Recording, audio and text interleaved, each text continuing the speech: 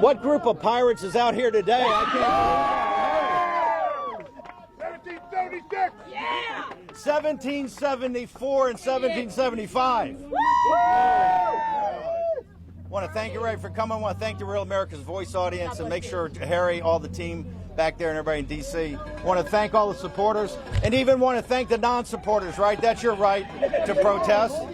Only two? We'll convert you guys. She's paid. She's paid. She's paid. She's from D.C. She just comes and annoys people. How did we get a congressman up here? Come up here for a second. Yeah. How did we get How did a congressman show up here in Danbury prison? Well, I recognize what all the people watching at home recognize, that this is a war. And it's a political war, and it's a political persecution, and it shouldn't be happening, Steve. So I came here to support you, support the American people, the January 6th defendants that have been wrongly prosecuted, and President Trump. Let's take. We got some media that. First off, I want to thank everybody here for turning out today. We got your back.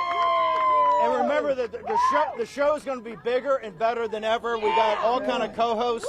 Nothing's going to change. It's going to be incredible, right? Next man up, right? Next man up. Next man up. Next man up. Next man up.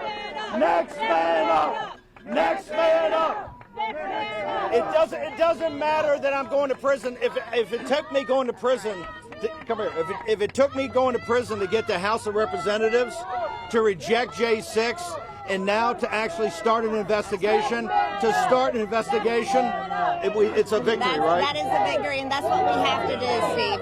We have to move the Republicans in the House of Representatives to act and actually do the job that the people voted for them and sent them to Congress do.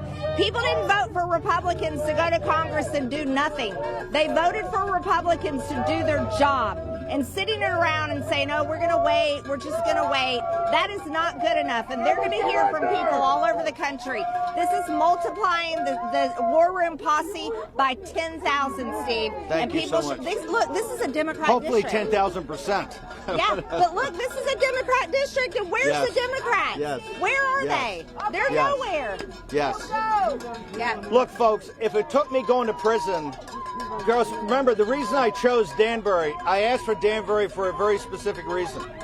Back in the only other person that's ever been sent to prison for a congressional subpoena, not going to a House subpoena, for contempt, held in contempt, was Ring Lardner Jr. Back in the 1940s during the House Un-American Activity investigation. It is not okay that in 2024, this person continues to troll democracy. I knew Georgia voted for Donald John Trump. I knew it. And so I called up some of my friends. I called up Jim Jordan. I called up Matt Gaetz. I called up some others. And I said, we got to get together and do something about this. And then I found out that as a member of Congress, I can object to electoral college votes. And so I organized with many of my colleagues. There was well over 130 of us. I called senators and asked them to object with us on January 6th. I worked diligently on that, and I'm very proud of it. The Democrats want Georgia, and they're going to do everything they can to take it. That's why Joe Biden picked it as his first debate. That's the significance of Georgia. You're very concerned about a couple of counties there, and we're not on top of things, and the Republican establishment's not on top of things. Do you still have those concerns? Stephen, I'm going to tell you right now, I'll tell you, I'll tell all of War Room, I'll tell anybody that's watching, I fully believe they're going to steal this election. I think it's going to be stolen in November. No one can back me off of that right now. That's a bombshell. And I want to oh, yes, sir. I'm going to do one more. Yes, sir. What is the penalty for treason? Okay, we know treason has been deleted, and nobody having to answer for it. Something has got to be done. Right? It's treason.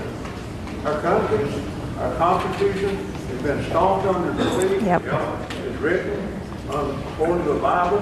Like you said, we've got to get prayers for the country. And we got people got to be tried for treason. And death penalty. Yes. Well, I think we're ending on a right note.